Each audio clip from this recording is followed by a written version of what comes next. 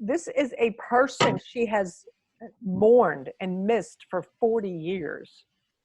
And now she's finally she found somebody. She's got this great ally and this journalist who's basically, he's an investigative journalist, and he has taken it upon himself to go ahead and help her find the baby.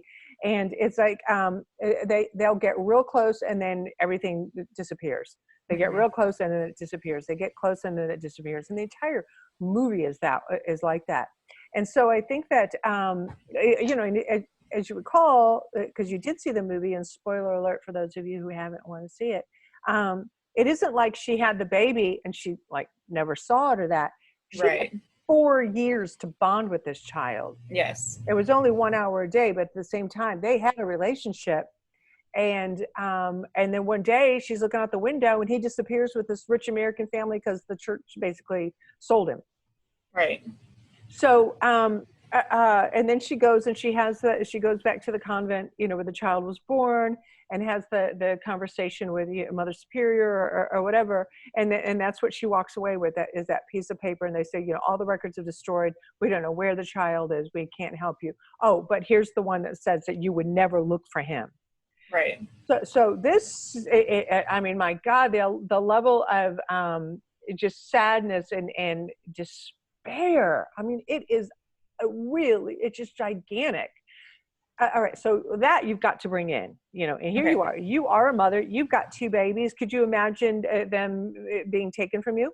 No, I would die. Yeah, exactly. Yeah, there's some things people don't recover from, and that would be one of them. And so somehow you have to imagine what that would be like to be on a mission and to just constantly be told no, and not knowing, it's like she says, I'll never find him. So that being said, what do you think is your scene objective? To find him? Yes, to get Martin to reassure you, no, don't give up. We're going to go ahead and do it. Because later, I don't know if you remember, later in the movie, she does give up. She tells Martin, we're not going to do it anymore. I don't want to write the story. We're going home. I'm going to give you all the money back that you spent. She just, and why do you think she changes her mind? About wanting to go home or to keep going? About giving up. She changes her mind about giving up because he convinces her, he tells her that, no, this is what we're going to do. We are going to find him. We're going to do whatever it takes. But I think that she makes a choice where she doesn't want to look any further, because I think there's a part of her that realizes if the truth comes out, the Catholic Church is going to look really, really bad.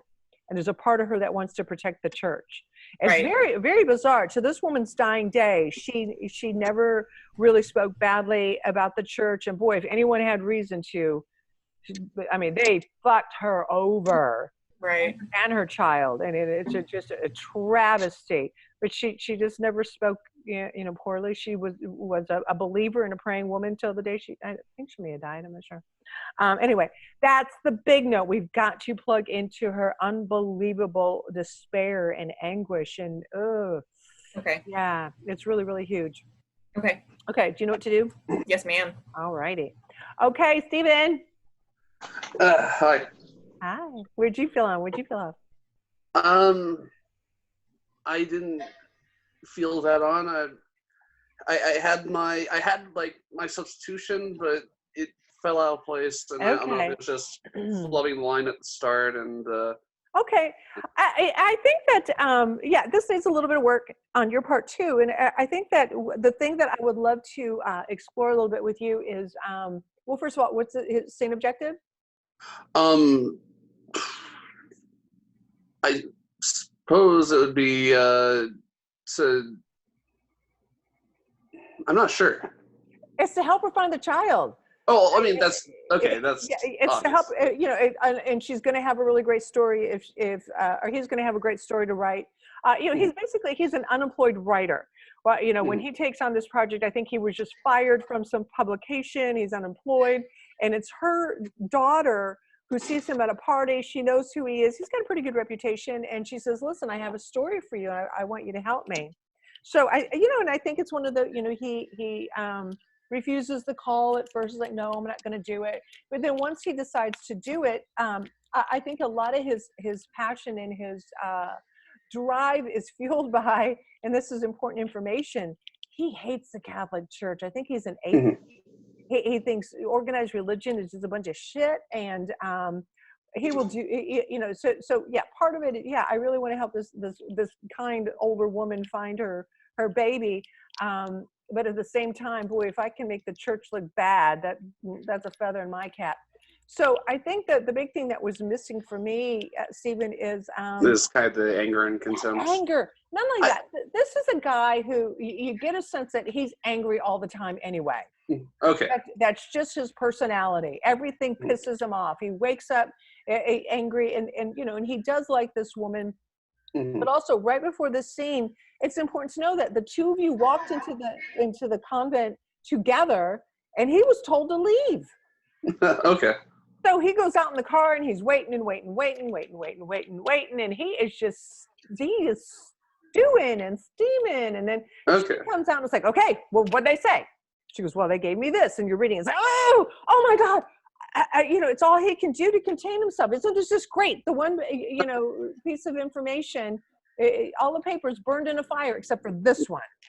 He knows it's a bunch of shit. Yeah. Right. So I think. Okay. Yeah, that'll help out too. Yeah. So let's have a strong analogy for whatever the church is for you. Let's have a stronger substitution for Ashley, because I do think that was one of the. I think Dame Judi Dench played her in the film, and this is just a little side note, but I think it's really quite amazing. For those of you who don't know who Dame Judi Dench is, she's is her name in the James Bond movie. M. Is that M? Yeah. She's M. Yeah. Right. But she's blind. She's legally blind. She's got macular degeneration, and so when this script, her agent called, hey, we got a script. She can't read. So her daughter has to read the scripts to her. And then in order for her to memorize it, she just had, I guess her daughter records it and she just listens to it again and again until she knows the script. And it was interesting because I know when I watched this movie, sometimes I thought her eye line is a little bit weird. It was just minor. But when you realize she can't really see where she's looking, it's amazing. You talk about dedication.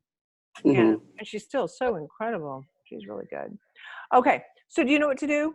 Yes. Awesome. All righty. I love it. Thank you.